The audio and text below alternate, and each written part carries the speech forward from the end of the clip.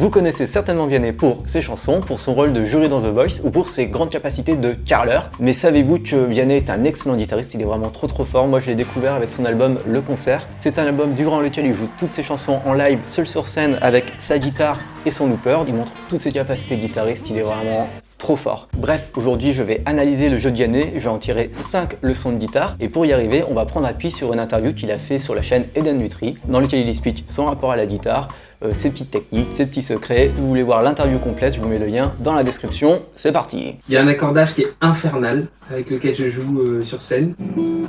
Ok, ça va être à peu près ça. Ah oui.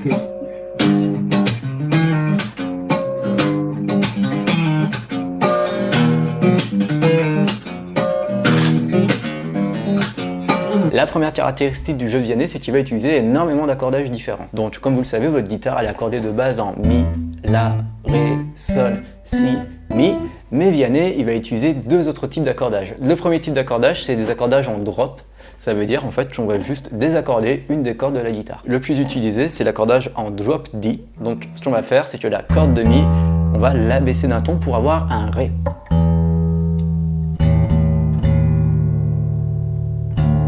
Cet accordage il est très utilisé par les métalleux et les rockers parce que ça leur permet de faire des riffs très gras comme ça.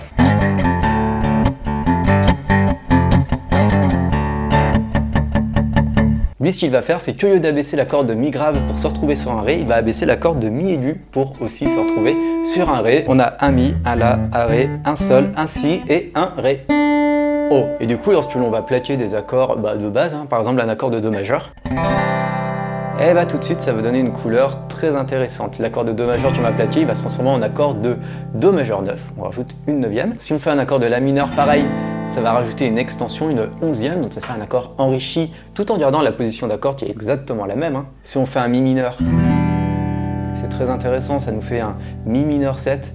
Enfin bref, le fait d'avoir ces accordages-là, ça va vous permettre très facilement d'ajouter des nouvelles sonorités à votre jeu de guitare. Ça, c'était l'accordage drop. On change juste l'accordage d'une seule corde, mais il y a un autre type d'accordage qui existe qui s'appelle l'open tuning. Alors là, c'est un délire complet. On va quasiment désaccorder toutes les cordes et le but, ça va être que lorsque l'on joue les cordes à vide, on va déjà avoir la sonorité d'un accord. Laissez-moi un petit moment, je m'accorde avec l'accordage infernal que Vianney utilise dans sa vidéo. Il y a un accordage qui est infernal. Et on se retrouve dans un petit moment. Pendant que je m'accorde, sachez que si vous voulez vous essayer aux open tuning, je viens de créer un mémo dans lequel je vous donne 5 open tuning. La plupart, ils sont tirés de chansons de Ben Howard, qui est un guitariste anglais dont Vianney s'est énormément inspiré. Si vous voulez y accéder, il faut s'inscrire à Lugotech, qui est mon espace de formation en ligne gratuit. Ça prend 15 secondes pour s'inscrire. Et en plus de ce mémo, vous aurez accès à plein de tutoriels de chansons, à mes guides, à des playlists de chansons sur Ultimate Guitar, etc. C'est génial. On se retrouve avec cet accordage de l'enfer. Notre corde de Mi est accordée en Do, notre corde de La est accordée en Sol, notre corde de Ré est accordée en La dièse ou Si bémol, notre corde de Sol est accordée en Ré, notre corde de Si est accordée en Sol et notre corde de Mi est accordée en Ré. Alors là, le mec, il a tout changé et donc quand on va jouer nos cordes à vide, ça va déjà nous faire un bel accord, ça va nous faire un accord de Do7. Et on va pouvoir se faire plaisir comme le fait Vianney.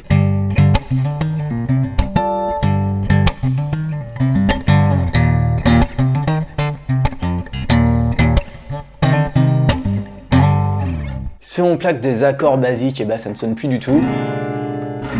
C'est une horreur, là c'est la position d'un Do majeur, mais ça ne sonne plus du tout comme un Do majeur.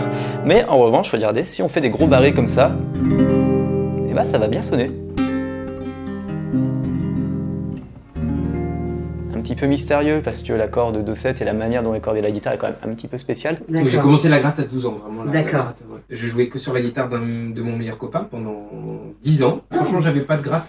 J'avais acheté une Stag à 200 balles. Ouais, donc c'est vraiment bas de gamme, bien sûr. Bas de gamme. C'est la seule que j'avais qui était électrique, donc j'en jouais jamais. Parce que je pouvais pas faire bruit à la maison, on avait des voisins. Donc en fait, je jouais avec l'acoustique de mon meilleur copain.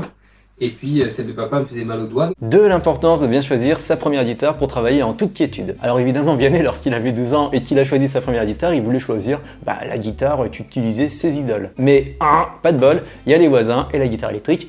Ça fait du bruit. Évidemment, j'approuve. Et c'est pour ça que moi, je recommande toujours d'avoir ce type de guitare pour pouvoir travailler sa guitare partout. Une guitare acoustique, c'est beaucoup plus simple pour se mettre au travail. Il n'y a pas à aller dans la pièce où se situe l'ampli, parce qu'un ampli, le plus souvent, si vous habitez en maison, ça va être au garage. Il n'y a pas à chercher le câble jack, à le brancher, à régler le volume, le gain, etc. Vous prenez votre guitare acoustique, vous vous posez sur une chaise et vous pouvez travailler. Je recommande chez vous d'avoir une guitare acoustique si vous en avez les moyens, bien évidemment, et aussi si vous ne travaillez pas un style très précis comme le métal ou le rock où effectivement il faut avoir une guitare électrique. Typiquement, ce type de guitare, c'est parfait pour travailler, c'est un petit format, vous pouvez l'emporter partout, en plus elle se branche, et en plus de ça, même si les cordes sont en acier, elle est très simple à jouer, car oui, sur le guitare avec des cordes d'acier, des fois vous pouvez tomber mais sur des guitares qui sont impraticables. Moi j'ai déjà joué sur des guitares en cordes d'acier, malgré mes 10 ans de guitare, je n'arrivais pas à appuyer sur les cordes, quoi, tellement les cordes étaient épaisses, étaient éloignées du manche. Donc c'est aussi très important quand vous achetez une guitare acoustique de l'essayer avant. Donc vous allez dans un magasin, vous regardez les avis sur internet, il y a plusieurs solutions, vous pouvez même demander à un ami qui est guitariste de venir avec vous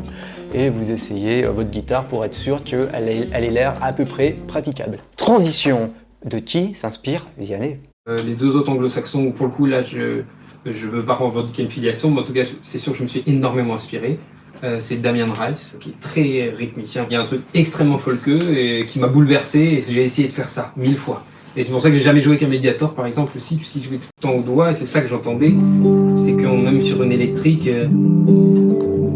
c'est au doigt qu'il joue et j'aime bien ça. Alors ça c'est très important pour comprendre le jeu de guitare de Vianney, il joue exclusivement au doigt, ce qui lui offre une palette d'expression qui est absolument énorme. Déjà pour plaquer des accords tout simplement, il peut utiliser son pouce.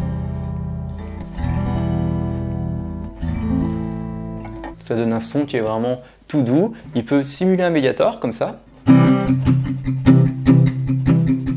Et il peut aussi utiliser des techniques de bassiste, le slap.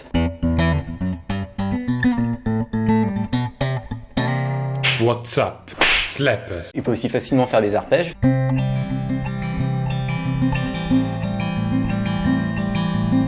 Et au final, ça va donner un jeu extrêmement expressif, comme ça.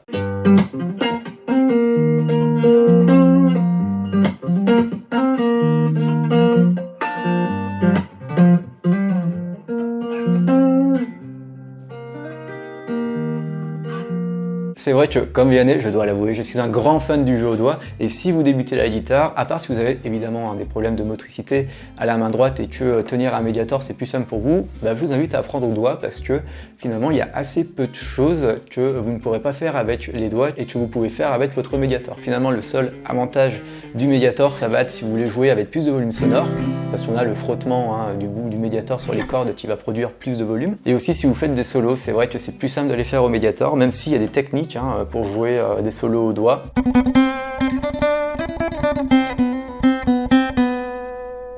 Et quand les spectateurs du live, parce que l'interview était en live, demandent à Vianney qu'est-ce qu'il préfère dans la musique, et il nous parle de ça. Alors, il y a quand même un truc fabuleux avec la guitare, mais la musique en général, mais c'est l'harmonie. C'est l'harmonie qui nous émeut, qui nous touche, quoi. Il y a la mélodie, mais parce qu'elle se pose sur une harmonie qui nous fait un truc. Je me souviens qu'une fois, j'étais en studio avec un gars, bref, on faisait une prise de basse, c'est lui qui jouait. Et il a fait la note qui n'était pas la fondamentale de ce qu'on était en train de jouer, et on a tous ressenti un truc. Une mélodie qui se pose sur des accords, une note qui n'est pas la fondamentale. Qu'est-ce que ça veut dire? Direction le piano, parce qu'à la guitare c'est un peu compliqué à expliquer. Petit cours d'harmonie très rapide. Pour créer une chanson, il faut deux choses. À la main droite, au piano, il faut une mélodie, et à la main gauche, il faut des accords. Ça nous donne ça.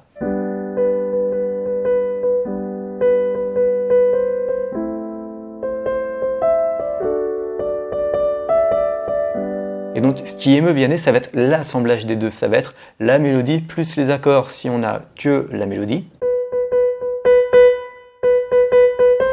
Bon, c'est un petit peu plat, et si on n'a que les accords, c'est la même chose, on s'ennuie un petit peu, quoi. On a plusieurs moyens d'harmoniser une mélodie. On peut utiliser les accords de la chanson originale, ici le sol majeur, le la mineur et le ré. 7. Mais par exemple, je peux faire ça, le si mineur.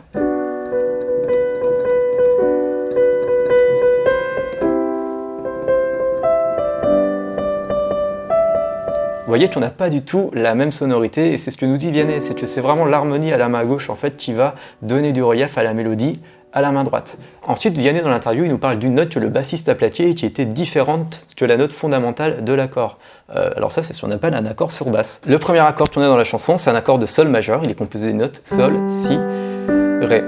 Donc là, vous voyez, la note la plus dans les basses, ça va être la note de sol. C'est la note qui donne le nom à l'accord, c'est ce qu'on appelle la note fondamentale, entre guillemets, la tonique. Ça peut porter plusieurs noms, enfin bref.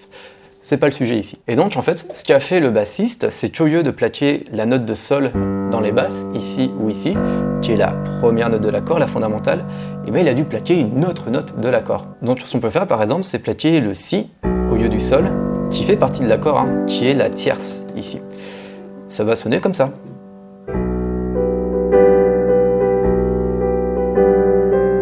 Au lieu de ça.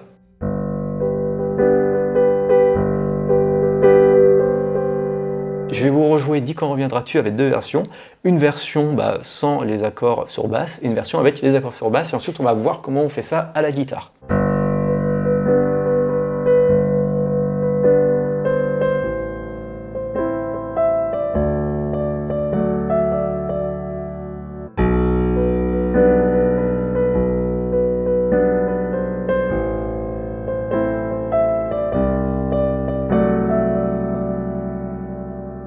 À la guitare, on peut aussi faire des accords sur basse. Par exemple, l'accord de sol, on peut le faire en base de si, donc qui est la tierce, si vous avez bien suivi, et on va utiliser cette position, qui honnêtement, je trouve, sonne extrêmement bien. La seule différence avec le piano, c'est que si on veut faire un si qui est plus dans les graves, on ne peut pas parce que notre guitare s'arrête au mi et que le si est en dessous du mi. On peut donc faire des accords sur basse, mais on ne va pas avoir tout à fait le même effet qu'au piano ou qu'avec un bassiste, parce qu'on manque de basse. Voilà combien de jours, voilà combien de nuits, voilà combien de temps que tu es reparti. Donc ça, c'était avec des accords normaux. Voilà combien de jours, voilà combien de nuits, voilà combien de temps que tu es reparti. Ça donne une autre couleur qui est très intéressante. J'ai eu une expérience de conservatoire qui a duré 24 heures. Donc, ah oui. Voilà. Je reconnais, donc c'est vrai que on est pile dans le sujet. J'appartiens vraiment à cette génération de gars où ma première journée c'était une dictée. Je me dis, attendez, moi je quitte l'école. Exactement, mais je veux pas faire une dictée, c'est quoi ce bordel? Je veux jouer en fait, je suis venu pour jouer là. Faut-il passer par le conservatoire pour apprendre la guitare? Faut-il apprendre à lire les notes sur une portée? Bon, Vianney, il n'a pas appris et il s'en sort plutôt pas mal. Hein. En termes de carrière musicale, je pense que ça va, honnêtement. Il y a pire. Et dans l'interview, franchement, ils ont une discussion qui est absolument passionnante sur les conservatoires, leur rôle et ce à quoi ils servent aujourd'hui. Je vous fais un petit résumé rapide. En gros, ce que dit Vianney, c'est que lui, les conservatoires, ça ne lui va pas du tout, quoi. Ce qu'il voulait lorsqu'il était gamin, c'était jouer de la guitare, point barre. Mais par contre, il faut savoir que la femme de Vianney, c'est une violoncelliste qui a fait tout le cursus de conservatoire. Et donc, elle est passée par ces fameuses dictées mélodiques pour arriver à un niveau qu'elle n'aurait certainement jamais atteint si elle n'était pas passée par les conservatoires. Donc Vianney, il a un avis assez nuancé sur les conservatoires et en gros sa conclusion c'est que chaque enfant doit aller vers le type d'apprentissage qui lui convient. Grosso modo, moi je suis du même avis, je pense effectivement qu'il y a des gamins pour qui le conservatoire c'est très bien, que ça va les pousser à un niveau qu'ils n'auraient jamais atteint sans être entrés dans ce type d'établissement, mais je pense quand même que pour 99% des gamins, il ne faut pas les envoyer en conservatoire parce que le fait d'être déconnecté à ce point de l'instrument, ça va les décourager de la musique, ça va les dégoûter et au final vous allez vous retrouver avec vos enfants qui à 20 ans ne feront plus d'instruments parce qu'ils auront été dégoûtés par leurs années de conservatoire. Pour moi, le conservatoire, ça va s'adresser aux enfants qui ont, petit 1, des fortes capacités cognitives, petit 2, qui ont des parents qui pourront les accompagner lorsqu'ils vont faire des exercices qui sont absolument imbuvables, les dictées mélodiques quand on a 6 ans, faut se les taper quand même. Moi je me souviens, j'ai fait 1 an d'éveil musical, c'était d'éveil musical, c'était pas le conservatoire, c'était déjà un petit peu plus sympa et je me tapais des exercices de dictée mélodique. On m'apprenait à apprendre les notes sur des portées avec des petits soleils qui représentaient le sol, etc. Ça m'a dégoûté. Donc imaginez un enfant de 6 ans qui va au conservatoire dans les cursus d'élite, il pète un câble. Donc les conservatoires c'est réservé à l'élite. Si vous voulez apprendre la musique juste pour vous faire plaisir, je pense qu'on est beaucoup dans ce cas-là, mine de rien. Inscrivez-vous dans le MJC, prenez des profs de guitare et des cours particuliers, apprenez sur YouTube, apprenez avec des écoles de musique, demandez à des amis guitaristes de vous apprendre la guitare, mais n'allez pas dans des conservatoires. Ce sera le message final de cette vidéo, j'espère que ça vous a plu. Si vous avez aimé le format, j'ai fait exactement le même avec Francis Cabrel, les 5 leçons de guitare de Francis Cabrel. Si vous voulez regarder ça, faut cliquer ici. Ça fait très bizarre de regarder dans le vide, mais pour vous ça va être génial, l'effet va être dingue.